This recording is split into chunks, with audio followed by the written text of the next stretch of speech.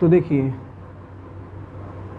इसी में बच्चे जो होते हैं समकोण त्रिभुज में बहुत सारे बच्चे जो होते हैं वो कर्ण में, लंब में, आधार में गड़बड़ कर देते हैं। लेकिन आज जो आपका कॉन्सेप्ट होगा इसका पूरा क्लियर होगा, ठीक है।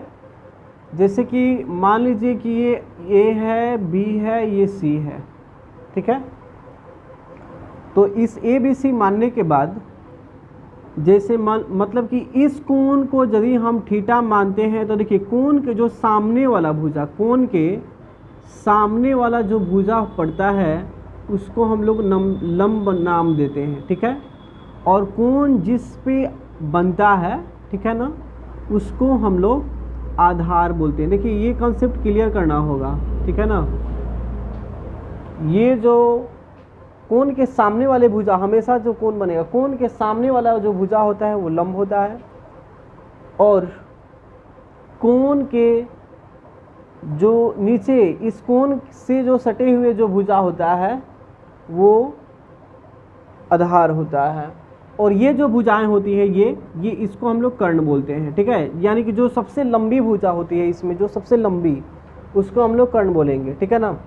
तो देखिए, तो जैसे इसमें हम यदि आपको बोले कि इस त्रिभुज में ये जब कोण सी हो, कोण सी जब यहाँ पे दिया हो थीटा, तो इसके अनुसार हम लंब ए बी को बोलेंगे। लंब किसको बोलेंगे?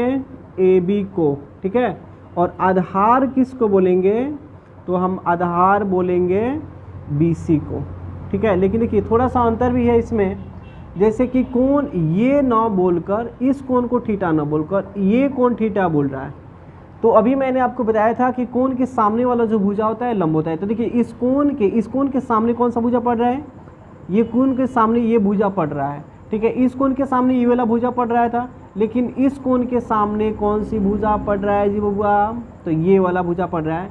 इसीलिए अब ये दोनों आपस में चेंज, ये जो कहते हो रहता है लेकिन ये आपस में चेंज होता है, अर्थात इसको हम लोग लंब बोल देंगे और इसको आधार बोलेंगे। कब? जब ये कोण ए हो जाएगा, तो यानी कि जब कोण ए होगा थीटा, ठीक है, तो कोण के सामने वाला भुजा यानी कि अब बी सी लंब कहलाएगा। देखिए बी सी लंब कहलाएगा, ठीक है। और इस ए बी को हम लोग, ए बी को क्या बोलेंगे? आधार बोलेंगे। ए बी को आधार बोलेंगे। तो इसमें आप लोगों को अच्छी तरह से समझ में आया होगा, ठीक है। ए बी को हम लोग क्या बोलेंगे? आधार बोलेंगे। तो इसमें और इसमें क्या अंतर है? यानी कि कोण जब ये सी है तो ये लंब होता है और ये आधार होगा, यानी ए बी लंब होगा, कोण के सामने वाला ये लंब होगा, कोण जिससे बनेगा वो आधार होगा, ठीक है। और यदि यहाँ पे कोण बनेगा तो इसके सामने वाला लंब और ये क्या होगा? आधार होगा। आप लोग को समझ में आया होगा। जैसे कि इसी में देखते हैं यहाँ पे, जैसे मान लीजिए कि कुछ मान, इसका मान दे दिया 5, इसका मान दे दिया आपका 4, ठीक है, या इसका 3 ले लो, इसका 4 ले लो और इसको 5 ले लो मान, ठीक है।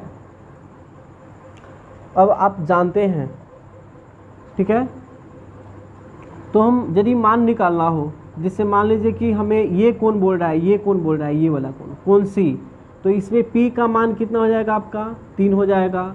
B का मान कितना हो जाएगा? 4 हो जाएगा, ठीक है।